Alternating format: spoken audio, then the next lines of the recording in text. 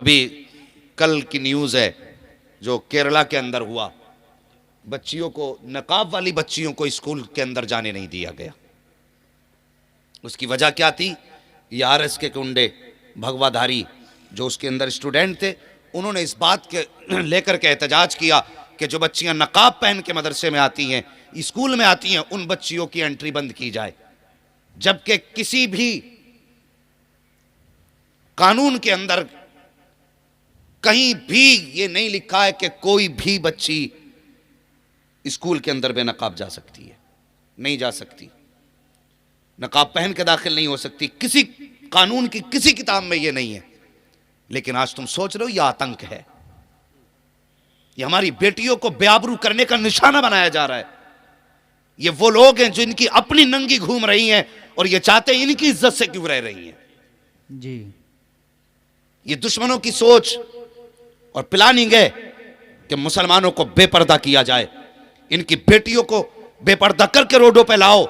हम जानते इज्जतें उन्हीं की लुटती हैं जो अपने जिस्मों और बेटियों को भी तालीम करें। बेटी, हमने सूखे लुकमे खाए हैं, लेकिन कभी तुम्हें नंगे सर घर से बाहर निकलने पे मजबूर न किया।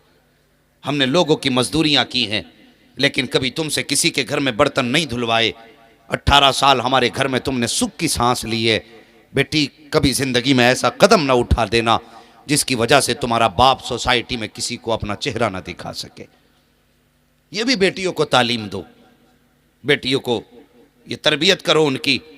अभी कल की न्यूज़ है जो केरला के अंदर हुआ, बच्चियों को, नकाब वाली बच्चियों को स्कूल के अंदर जाने नहीं दिया गया। उसकी वजह क्या थी?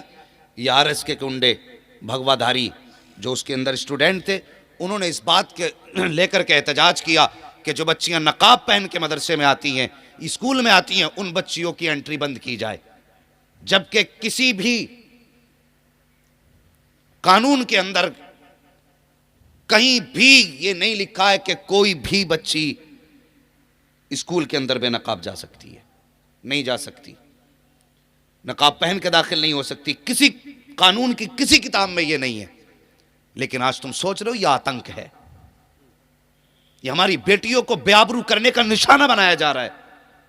ये वो लोग हैं जो इनकी अपनी नंगी घूम रही हैं और ये चाहते हैं इनकी इज्जत से क्यों रह रही हैं जी। ये दुश्मनों की सोच और प्लानिंग है कि मुसलमानों को बेपर्दा किया जाए, इनकी बेटियों को बेपर्दा करके रोडों पे लाओ। हम जानते इज्जतें उन्हीं की लुटती हैं जो अपने जिस्मों की नुमाइशें किया करती हैं। कोई तारीख ऐसी नहीं दिखा सकते जो किसी पर्दा करने वाली बेटी की आबरू लूटी गई हो। ये हमारी तुम्हारी बेटियों को नंगा करने पे लगे हैं। अब तेरी मेरी जिम्मेदारी, हम बेटियों को पर्दे में लाएं। सिर्फ जलसे में सर हिलाने से काम नहीं चलेगा। जाओ मैरिज हॉल में चले जाओ, हाँ, किसी भी मैरिज हॉल में चले जाओ, जाके तमाशे देखो। खाना खाने की हिम्मत तो क्या यार, रुकने हिम्मत नहीं होती। ये तेरे मेरे घर की कहानी है। और रिश्ता करने जा रहा तो पूछ रहा डिग्री कौन सी है लड़की के पास, है में किया कि नहीं, हाई स्कूल है कि नहीं। अगर किसी गरीब बच्ची ने कुरान से ही पढ़ लिया है और उसे इंग्लिश की कोई, हिंदी की कोई डिग्री उसके पास नहीं, तो ये कह के छोड़ देते नहीं वो तो कुछ पढ़ी हुई नहीं है। और जिसे कुरान आता वो कुछ नहीं, जिसे कुरान नहीं आता, हिंदी इंग्लिश आती है, वो सब कुछ हो गई। ये हमारी अकलें हैं। हम कौन सी कौम को, हम कौन सी नस्ल देना चाह रहे हैं, कभी ख्याल किया? और बहुत बड़ी बात कहने लगा हूं, बेटों की पढ़ाई पे हम 10 लाख खर्च करते हैं, बेटियों पे 5,000 खर्च करने तैयार नहीं। सोच क्या है? कहते हैं बेटी पराया धन है, इसे पढ़ा के मिलेगा क्या? ये सोच के बेटी नहीं पढ़ाई कि ये पराया धन है। और बेटों पे इसलिए पैसा लगाया गया कि ये बुढ़ापे का सहारा है। सुन, अगर बेटा बुढ़ापे का सहारा है तो बेटी आखिरत का सहारा होती है। सुभान अल्लाह। इन्हें पराया धन समझ के नजरअंदाज न कर। पूरी जिंदगी बेटी तन्हाई में गुजार गई। घर वाले कहते रहे कि ये पराए घर जानी है, और ससुराल वालों ने कहा ये पराए घर से आई है। इसे अपना किसने कहा?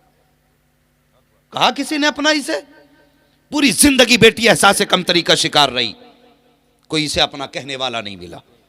अगर ससुराल में नुकसान हुआ तो तेरे बाप ने दिया है क्या? घर में नुकसान हुआ तो बाप ने कह दिया तुझे क्या, तू तो तोड़ के पराए घर चली जाएगी।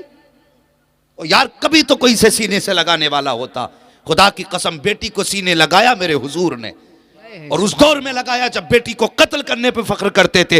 हुजूर ने फातिमा को सीने से लगा के कहा था, लोगो तुम बेटियों को कत्ल करने पे फख्र करते हो, आज मैं ऐलान करता हूं मेरी फातिमा मेरे जिगर का टुकड़ा है। सुभान अल्लाह, सुभान अल्लाह।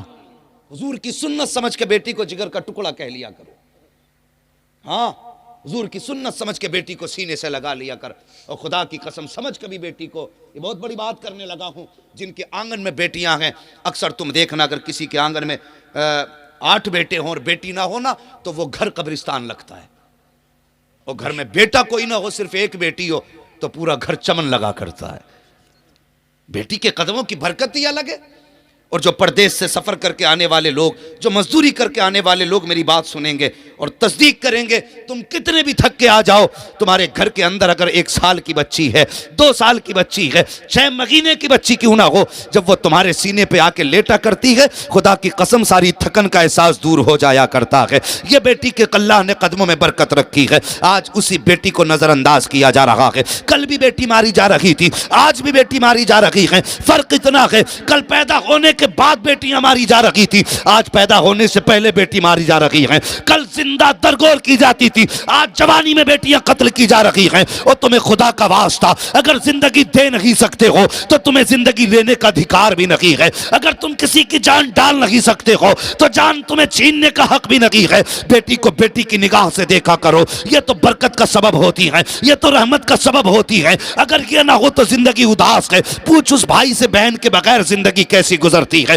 पूछ उस बाप से जिसके सामने बेटी ना हो उसकी जिंदगी कैसे गुजरती है। और यार ना होना तो छोड़िए, उन बापों से कभी पूछो जिन्होंने बेटियों को लाल कपड़े पहना करके रुखसत कर दिया है, आज भी वो कहते मिलेंगे जिस दिन से बेटी गई है दिल नहीं लग रहा है। जब से बेटी गई है घर सूने लगते हैं। इन बेटियों को नजरअंदाज करते हो, आओ मुस्तफा के दामन में आ जाओ। अगर 50,000 बेटी की तालीम पे खर्च करते हो तो 20,000 बेटी की तालीम पे खर्च कर दो। दावे के साथ कहता हूं तेरा बेटा तेरी कब्र पे या तो शबे बारात में जाएगा, या शबे कद्र में जाएगा, या चांद रात में जाएगा, या किसी ईद के दिन जाएगा। जब अगर याद आएगी तब हाथ उठाएगा। लेकिन अगर बेटी को कुरान पढ़ा लिया तो सुन और कान खोल के सुन, अगर सुबह का सवेरा होगा, सूरज निकलेगा तब भी बेटी बाप के नाम का कुरान पढ़ेगी, सूरज छुपेगा तब भी बेटी बाप के नाम का कुरान पढ़ेगी। और यार ये वो जात है जो सब कुछ भूल जाती है, अगर रहता है तो बाप का प्यार याद रहा कर। सुभान अल्लाह, नारे तकबीर।